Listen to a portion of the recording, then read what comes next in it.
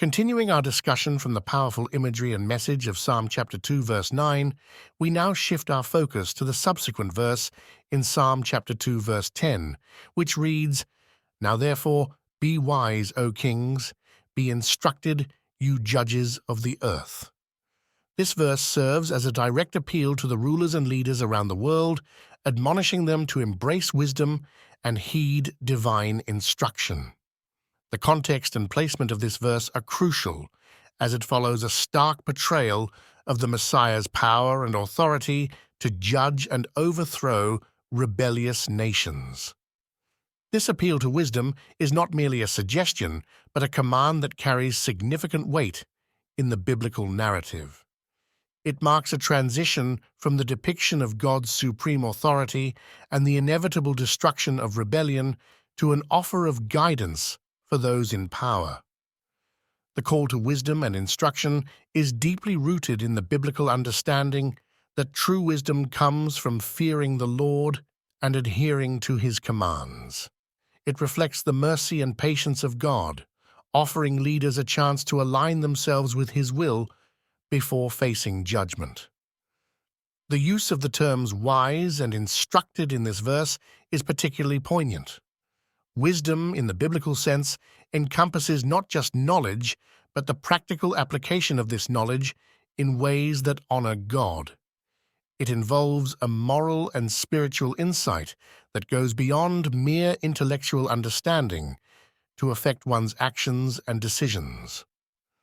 Thus, when the psalmist calls for the kings and judges of the earth to be wise, he is calling for a transformation that aligns with divine principles and purposes.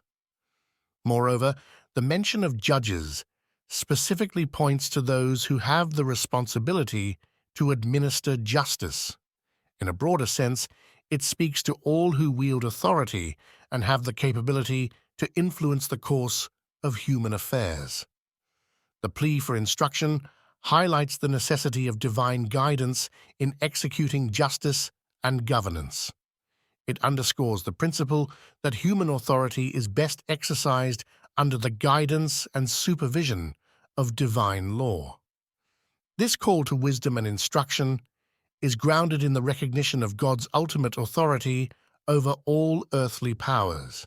It serves as a reminder to all leaders that their power is not autonomous or ultimate, but is subject to the sovereign will of God. This acknowledgement of God's supremacy forms the basis for a righteous rule, as it steers leaders away from tyranny and towards governance that seeks the welfare of the people and the fulfillment of God's purposes. The implications of this verse for believers today are profound. It challenges those in authority to reflect on their responsibilities and to seek God's guidance earnestly.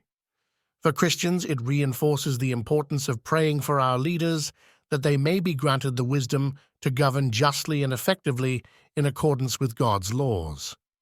It also serves as a reminder to all believers of the importance of submitting to God's authority in every aspect of life, recognizing His ultimate rule over the world. Furthermore, this verse encourages believers to engage with the world in a manner that reflects God's wisdom and justice. By embodying these values in our personal and public lives, we testify to the transformative power of God's Word and provide a living example of what godly leadership can look like.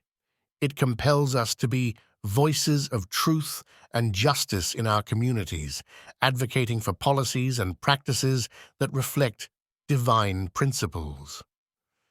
In a world where leaders often stray from the path of righteousness and justice, Psalm chapter 2, verse 10 serves as a beacon, calling us back to the ways of wisdom and divine instruction. It offers a hope that through God's guidance, leaders can govern in a manner that brings peace and prosperity, not through the might of their own power, but through the strength and wisdom provided by God. As we reflect on this verse, let us commit ourselves to be agents of wisdom in our spheres of influence, whether large or small.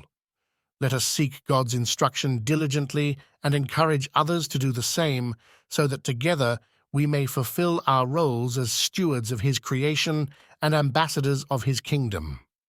By doing so, we uphold the truth of God's sovereignty and demonstrate our allegiance to His eternal rule, which stands firm throughout all generations.